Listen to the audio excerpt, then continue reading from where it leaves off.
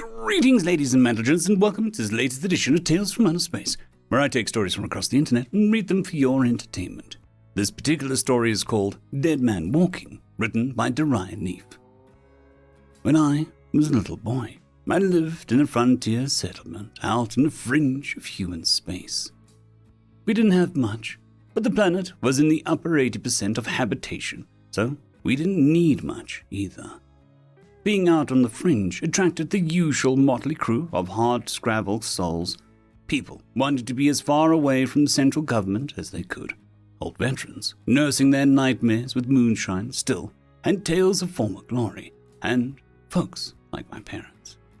Folks just wanted to be away from the easy life on the more settled planets, wanting to be able to look at the horizon and know there weren't any other settlements on the same hemisphere. Now, mind you, growing up in such a place while having access to the galactic networks was hard. How I longed for the glitter and glamour of the core worlds. But travel there would take the better part of a year with the types of old-run freighters that trawled the lanes way out here. Every now and then we'd get visited by a small flotilla of the frontier fleets, but for most of the years, we'd be on our own. Just the way the folks there liked it. Our town held somewhere around 2,000 souls, give or take. Census taking was not an exact science around our parts. But I reckoned that we counted as the main settlement on the planet that most didn't even remember the name of. I think the government register it was a numerical code or something like 12 digits and some random word thrown in.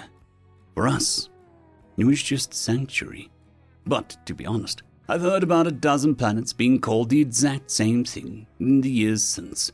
So yeah, no points for originality. Anyways, as I was saying, our town was a few thousand folks, but one always stood out to me, and he's the one my story is about. We called him Old Man Walker. Now Walker was an old vet, hard as a rusty old bent nail. Some said that he was pulling a cool 150 years by the time the incident rolled around, but nobody knew for sure. He was just old and worn, like a boot left out near fire. He ran the local hardware store and was an absolute genius with a spanner. Nothing seemed to stump him. Whatever you brought him, he'd fix it up, while grumbling and cussing you out for breaking it. Most folks ran up tabs in the thousands of credits, but he didn't care, as long as you just brought him a bottle of hooch every now and then, or slipped him some prime venison from the herbivores we hunted in the woods. The day after, he'd grill them up and drive everyone nuts by having his whole shop smell like roasted meat, and the gut rot he called hot sauce. But I'm getting sidetracked now. Old Man Walker's shop was as peculiar as he was, and it stood out as a sore thumb amongst the structures of the town. The building was taller than it had any right to be, and some rumors said that Walker's shop was actually the oldest structure in the entire settlement. Rumors had it be an old orbital drop pod that the old man had just built a log and brick shell around. And the heavy-duty metal doors back in the shop section seemed to lend some credence to that claim. But nobody ever got a straight answer out of him. He'd just wave it off with a joke or straight-up ignore the question while claiming to be deaf. We did find out the truth that day, but I'm getting ahead of myself. Okay. Living out there on the fringe meant that there was a persistent threat, namely raiders, corsairs, and pirates. Whatever you wanted to call them, it usually consisted of a ship or two showing up in orbit and launching a few dropships filled with marauders or marines. They'd roll into town and act all tough, extort a bounty, and then leave. We hated it, and at times folks would fight back. At times, it led to some spectacular firefights, as the more stupid kind of marauders had to learn the hard way that pushing a community of hardy settlers like us means there are a lot of rifles behind the trees. However, there was one type of raid everyone dreaded, and once they happened, everyone would head for the hills. Some of the races out there on the fringe still practiced slavery, and humans were prized for their hardiness. Fringe communities are the most prized stock of all, even if it came with a whole lot of risks. The rewards did entice some groups to try their luck. And so, it happened one day when I was still a teenager. We got blindsided. Some slaver group got smart and hijacked a corsair from a group that we already knew and tangled with. They landed the ship right outside of town, and when the sheriff and his deputies rolled out the cargo skimmer with some of the loot we reckoned the group wanted, they instead got met with a barrage of stun bolts. Minutes later, slavers swarmed the streets and everything went to hell in a handbasket. A posse formed to push the slavers back, and for a brief while, it seemed to work. But the slavers had brought some surprises. A few good men with rifles and pistols were no match for 2 assault walkers that the slavers marched out of their landed ship. Several houses went up in fireballs, and the defiant stand became a frantic fighting retreat. I had been on a trip to Old Man Walker's shop as this all went down, but never made it all the way. From where I hunkered down, I could see the shop, though, and I could also make out the old man himself taking potshots at roaming slavers from his roof.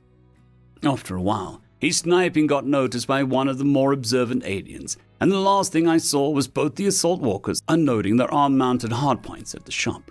Now, I reckon some of you might not be familiar with what an assault walker looks like, so let me paint you a picture real quick. Imagine a 2-story tall mech from the old shows and games, big metal humanoid shapes, stubby arms, and bristling with guns and weapon pods. They ain't all that efficient in a military sense, but they were perfect for raids and intimidation. Most races employed them at some point in their history, one of those convergent evolution things. Somehow, most species get the idea to make big mechanical versions of themselves and strap weapons to them. Go figure. Anyhow, that tangent aside, the 2 alien assault walkers tore into Old Man Walker's shop, and when the dust cleared, it turned out the old rumor was true after all. The brick and wood got blown off and revealed the old rusted but still durable shell of an old mil-spec orbital drop container. Most of the old drop containers are rated for re-entry and often needed to survive anti-orbital fire, so they tended to be armored to a stupendous degree. I couldn't marvel at the sight for long, though, as right at the moment a group of alien slavers pulled up to my hiding spot. The next few minutes I was rather preoccupied with being shackled and getting my nose and arm broken by some big bug-eyed alien of a species I'd never seen before. Whoever he was, though, he had some impressive translation tech, or there were some humans working with the slavers, because I could understand the crackling voice from his communication set clear as day. "Fusion reactor startup detected," is what I'd said right before a bug-eyed swiveled to Walker's shop. We all got treated to a spectacle of entire front of the shop dropping outwards and actually flattening a few running slavers under debris, revealing the open doors to the drop container. The shadowy inside of the container suddenly flashed with red with the muzzle flashes of 2 heavy-grade fusion blasters, and one of the alien walkers swiveled around as its left arm got sheared straight off.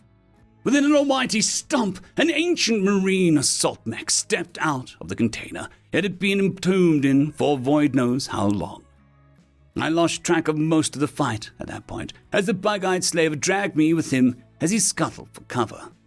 But while he fled towards his ship with me slung over his shoulder like a sack of apples, I saw flashes of the battle that raged in town.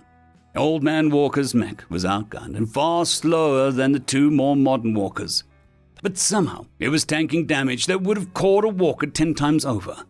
Buildings crumbled and streets got churned into dust as the giant mechanoid beasts duked it out. I saw one of the aliens get killed by a blaster bolt to the core and cheered as I fought against the slaver's grip. My struggling annoyed my captor at some point, and I got the rear of his blaster to my face for my trouble. Good night for me at that point. I still have a scar from that, right there above my eye. Anyway, I came to my senses after all was said and done. One of the sheriff's deputies stood over me and gave the bug-eyed alien's corpse a few more kicks, while at the same time shaking my shoulder to wake me up. Behind the deputy, the slaver's ship lay on its side in a view of that made me look again and shake my head. I remember not making sense of it at first. But then I saw Old Man Walker's mech laying up against the underside of the ship, the cockpit crushed under the weight of the pirate ship, and the molten remains of one of the ship's landing struts partially fused with the barrels of its weapons. I'm told that with his mech on the verge of shutting down due to heat buildup, Walker had simply rammed it into the landing strut and fired his weapon point-blank range till they overloaded. The loss of the strut made the ship tip over and crush him under the weight, but that had been the point. I'm told that he'd been a dead man walking at that point. But his dying creed had been to shout over all frequencies that the slaver scum would not get away with anyone. And by the void, he got his wish. In the coming days, the people of the town hunted down the slavers that had fled into the wilds when their ship got toppled. And I'm told the ones that got caught envied the ones that died in fighting. Frontier justice wasn't quick, but it was harsh, especially for slavers, you hear. By the time the next frontier patrol passed our town, the exoskeletons and bones of the slavers had been picked clean by scavengers as they hung from the remains of the ship. I left the planet with that patrol, signed up for the Navy, and I'm on my 7th tour now. Anti-slaver patrols on the fringe. Want to know the irony of it all, though? The ship I got posted to after I completed my training, the MSCV Walker. Thanks for listening to an old soldier ramble, and you take care out there now, you hear? End of story.